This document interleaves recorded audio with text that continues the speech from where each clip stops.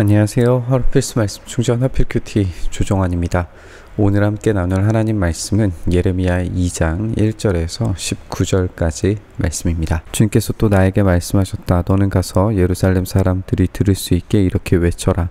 나 주가 말한다. 내가 젊은 시절에 얼마나 나에게 성실했는지, 내가 신부 시절에 얼마나 나를 사랑했는지, 저 광야에서 씨를 뿌리지 못하는 저 땅에서 내가 어떻게 나를 따랐는지 내가 잘 기억하고 있다.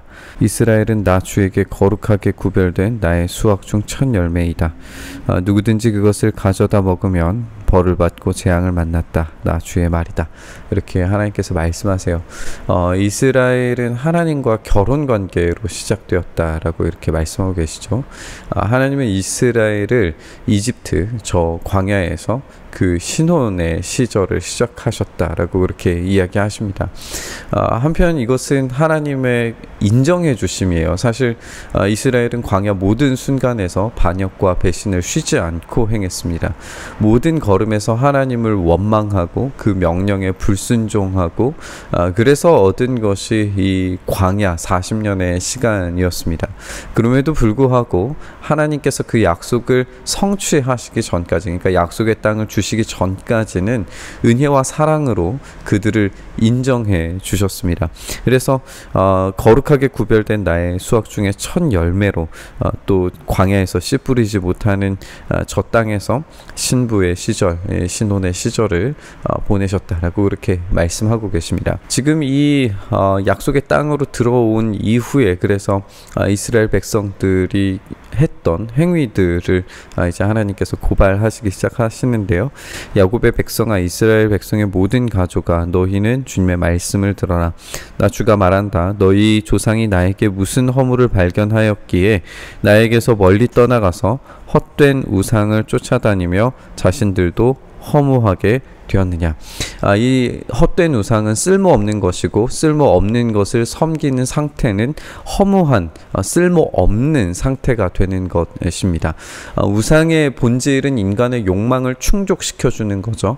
그 욕망의 충족은 결국에 욕망에 사로잡힌 파괴된 인간성만을 보여주고 그것만 남게 만듭니다.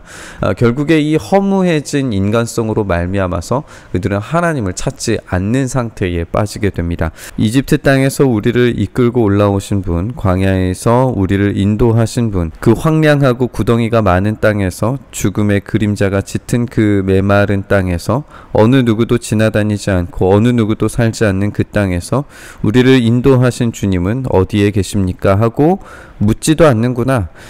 하나님을 찾지도 않는 상태에 빠져 있다라고 그렇게 하나님께서 말씀하세요. 찾지 않는 그들은 하나님이 주신 가장 아름다운 땅을 부패하고 부정하고 더럽게 만들어버리고 있습니다. 내가 너희를 기름진 땅으로 인도해서 그 땅의 열매를 먹게 했고 가장 좋은 것을 먹게 했는데, 그러나 너희는 들어오자마자 내 땅을 더럽히고 내 재산을 부정하게 만들었다라고 이렇게 말씀하십니다.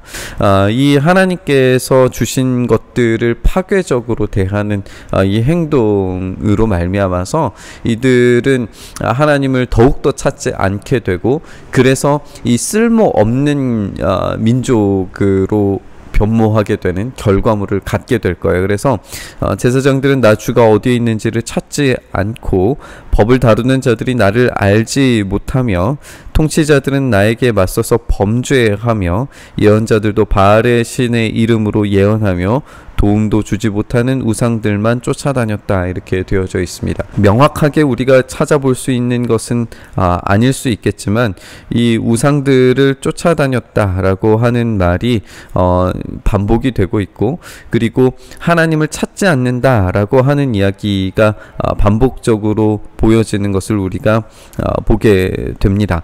그래서 이 본문에서 헛된 우상들을 찾아다니고 하나님을 찾지 않는 결과물, 이 심각한 결과물이 뭐냐면 하나님이 주신 선물을 오히려 파괴적으로 만들었다라고 하는 결론에 다다르게 되는 겁니다.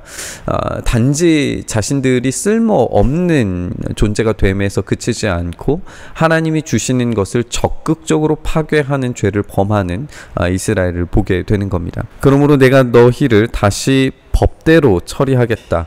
우리가 이스라엘이 사랑으로 평가받는 어떤 결혼 혼인의 관계에서 이제는 법으로 평가받는 존재로 전락했다는 것을 보게 됩니다. 우리가 이 본문의 시작을 신혼의 결혼 생활로 시작한 것으로 봤을 때에 이것은 법정에서 벌어지는 이혼 소송이고 끔찍한 결과를 맞이하게 되리라는 것을 예상을 해볼 수 있습니다. 이 이혼의 가장 처음 근거는 이스라엘의 부정입니다. 나 주의 말이다. 내가 너희 자손의 자손들을 법대로 처리하겠다. 너희는 한번 키프로스 섬들로 건너가서 보고 게달에도 사람들을 보내어서 일찍이 그런 일이 있었던가를 잘 살피고 알아보아라. 비록 신이라 할 수 없는 그런 신을 섬겨도 한 번 섬긴 신을 다른 신으로 바꾸는 민족은 그리 흔하지 않다. 그런데도 내 백성은 그들의 영광을 전혀 쓸데없는 것들과 바꾸어 버렸다. 하늘아, 이것을 보고 너도 놀라고 떨다가 새파랗게 질려버려라. 나 주의 말이다. 참고로 나의 백성이 두 가지의 악을 저질렀다. 하나는 생수의 근원인 나를 버린 것이고 또 하나는 전혀 물이 고이지 않는 물이 새는 웅덩이를 파서 그것으로 샘을 삼은 것이다. 이렇게 말씀하십니다. 이들은 간음을 저질렀고 이 외도를 했습니다. 이런 일은 이방인들도 저지르지 않는 죄였다라고 그렇게 말씀하십니다. 사실 이런 예시는 이스라엘을 더욱 비참하게 만드는 거죠. 왜냐하면 그들은 스스로 이방의 어떤 민족보다 우월한 민족, 또 사랑받고 택함받은 민족, 구별된 민족이라고 여겼는데 다른 민족보다 못한 존재라고 하나님께서 꼬집고 계시기 때문에 그래요. 그들이 잘못한 두 가지를 하나님께서 말씀하시는데, 하나는 생수의 근원인 하나님을 버린 것과 또 하나는 스스로 웅덩이를 파는 것이었습니다. 이 스스로 웅덩이를 파고 그것에서 물을 얻고자 했지만 그 웅덩이는 물을 가둘 수 없었고 계속해서 채워 넣어야 하는 터진 웅덩이였습니다. 물을 퍼다 나르는 힘겨운 노동만 남고 목마름을 해결할 수 있는 능력이 전무한 상태가 되는 거죠. 참된 생수의 근원이 어디에 계시는가? 그들은 질문하고 찾았어야 됩니다. 그 쓸모없는 자기의 우물을 버리고 참된 생수의 근원이 있는 곳으로 되돌아가야 했어요. 그런데 그들은 계속해서 자기가 판 우물을 유지시키려고 노력했고 그 유지시키려는 노력 때문에 오히려 자기들이 만족할 만한 물을 얻지 못하는 비참한 존재에 빠지게 되는 걸 우리가 보게 됩니다. 우리는 요한복음에서 이 마르지 않는 샘물의 근원이시고 그 배에서 생수가 터져 나오겠다 말씀하시는 예수님의 이야기를 비로소 그때에야 듣게 될 겁니다. 이제 이스라엘은 목마른 상태가 된 나머지 이 생명의 근원이신 하나님을 버리고 자꾸만 목마르게 만드는 외부의 힘을 의지하려고 합니다. 이제 이어지는 이야기는 두 나라가 등장하게 되는 것을 보게 될 겁니다.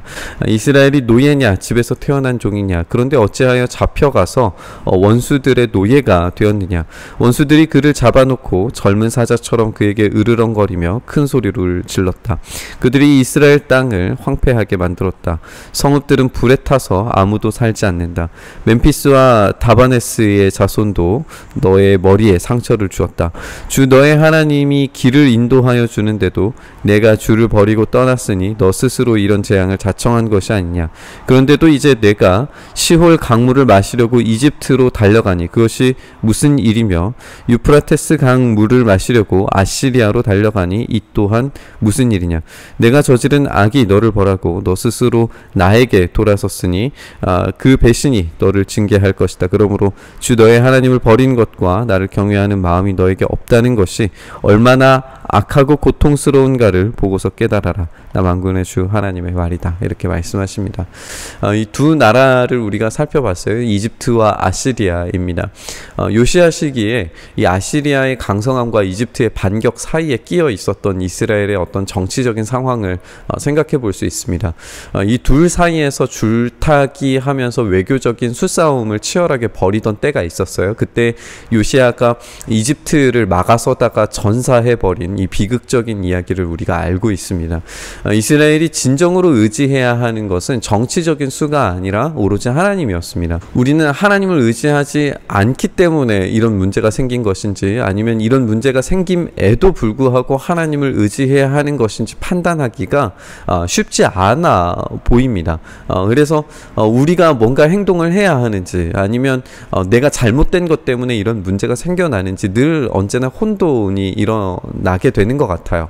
인과관계가 어떻게 되든지 훨씬 더 중요한 것은, 그러니까 문제를 해결할 수 있는 유일한 방법은 이 모든 상황을 적극적으로 제어하시고 답을 만들어 가실 수 있는 분인 하나님을 찾는 데 있다는 것을 오늘 본문을 통해서 다시 한번 생각해 봐야 합니다. 우리는 하나님과의 관계에서 자만할 수 없습니다. 우리는 늘 하나님과의 관계에서 외도를 벌이기 십상인 아주 연약한 존재들입니다. 우리의 갈증을 부추기는 수많은 다른 음료 대체품들을 들이부으려고 할 때가 얼마나 많은지 질문해 보게 되는 것 같습니다.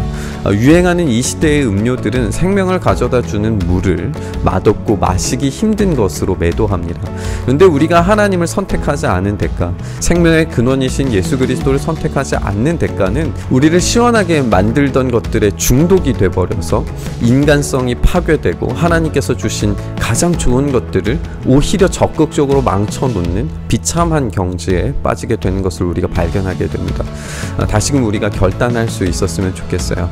우리의 참된 음료이신 예수 그리스도만을 선택하고 다른 데 한눈 팔지 않는 이 순결함이 우리 안에 회복될 수 있었으면 좋겠습니다. 바로 그때 우리를 다시 살려주시는 은혜를 경험하게 될 줄 믿습니다. 이 은혜의 선택을 결단하면서 우리 묵상의 자리로 나아가시죠.